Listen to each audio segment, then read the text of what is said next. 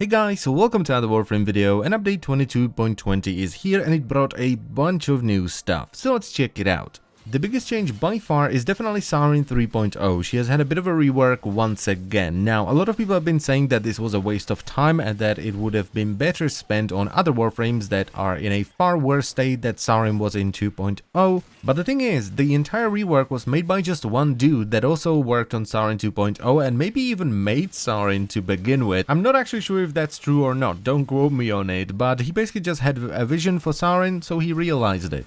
Now, the general changes here are that both versions of Saryn were made beefier. The standard Saryn went from having 175 armor to 225 armor, and Saryn Prime went from having 225 armor to having 300 armor. They added a brand new unique UI element that shows you how many enemies are affected by spores and how much damage your spores are doing. They changed the visuals a little bit and they kind of optimized everything so it should be much less stressful for your CPU, and they gave her a brand new set of sound which was voiced by DE Daniel. Now, these are not very obvious, but you can kind of hear something going on when you cast things such as Miasma.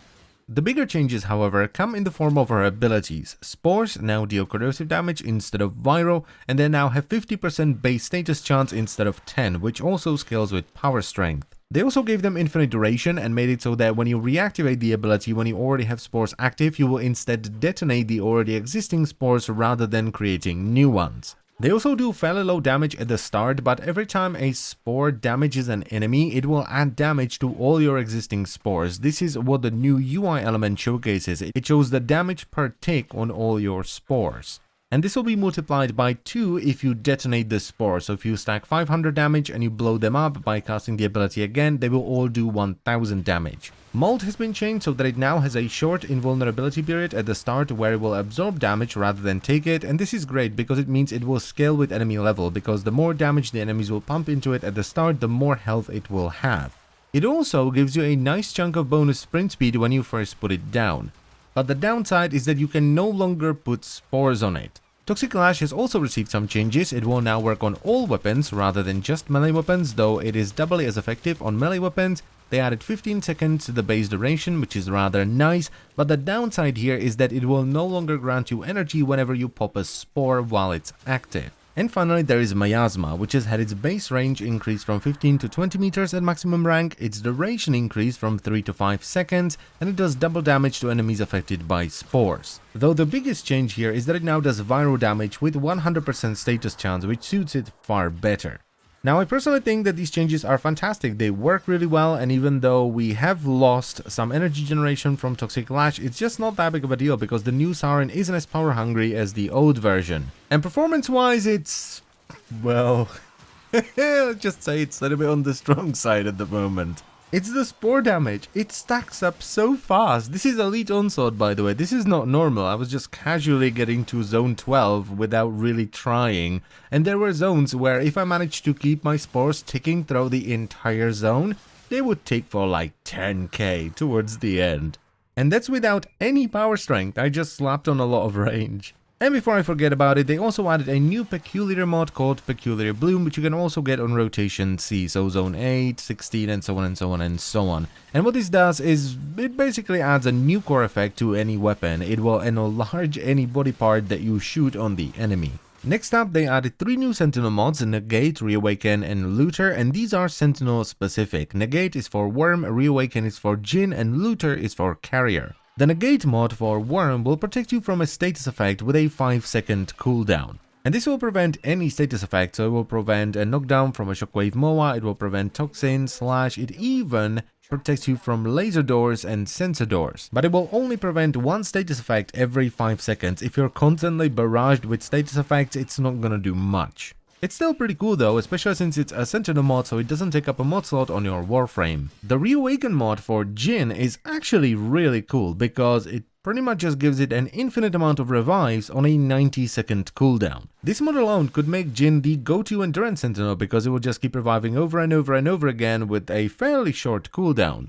And the final Sentinel mod is the sort of revamped Looter for Carrier. This one is actually not new, it's been in the game for very long. And what this does is it makes Carrier let out a pulse that you don't need a Sentinel weapon for that will break nearby containers. And you can get all 3 of the Sentinel mods from Cephalon Cimeris. Moving on, they actually implemented the dreaded melee change, so all melee weapons now obey line of sight. This mostly hurts polearms and whips, because realistically those two melee weapon types are the only ones that have enough range to actually hit enemies through walls and such. And as a result, the platinum price of Maiming Strike has dropped quite a bit. It's not that big of a deal though, because it only affects you if you are cheesing it really hard by standing around a corner and hitting enemies through that corner as they were running in. There are a couple of issues with this though. First of all, enemies have been spawning in walls for like a year now, DE. Come on, fix it, finally, for God's sakes. And sometimes the level geometry is just weird. There are some floating invisible boxes here and there that you can't even shoot through, so even though you're swinging at an enemy that you clearly have a line of sight of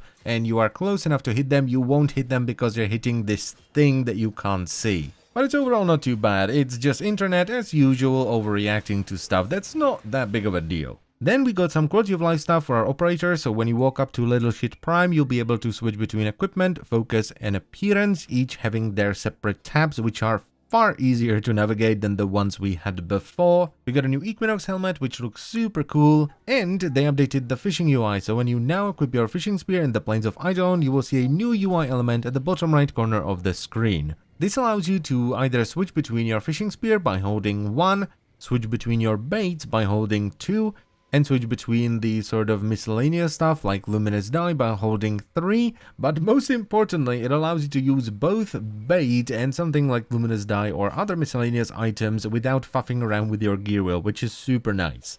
Now I would highly recommend you don't go fishing just yet, because I caught a bunch of fish while I was recording footage for this video, and when I walked through the Cetus Gate I didn't get a single one, so there's probably a bug there.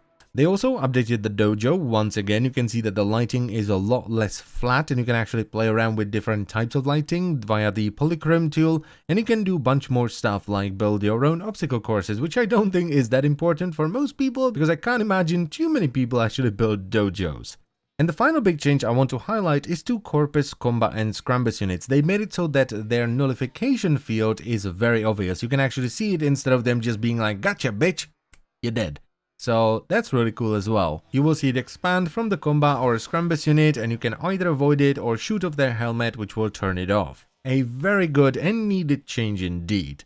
There's just a lot of stuff that came with this update. I can't go through everything because while this update didn't add a ton, it basically just added the reworked Saryn and 3 Sentinel Mods. There is a ton of changes that you can read through in the official post, which I will link in the description, but some of the more important ones are that you can now shoot the Dargin pilot in Plains of Eidolon, and if you don't hit the Dargin in the process, the Dargin will actually glide down and you'll be able to enter it and fly around with it. They made it so that Quill Ongo will no longer just snap his fingers as the sun starts coming back up and screw your Eidolon capture, which was super annoying sometimes. They're still tweaking the bloody cat frame, so Korra got a couple of changes as well. They nerfed napalms and bombards a little bit, which is kind of surprising to me because these dudes have been the way they are for a very long time. So bombard rockets will now have a 4-meter explosion radius rather than 6, and the napalm explosion radius has been reduced from 10 meters to 4, which is rather significant. And I could go on and on and on, which I won't because I think I've been rambling for long enough. So I thank you very much for watching. As always guys, I hope you've enjoyed the video and I will see you next time. Bye bye.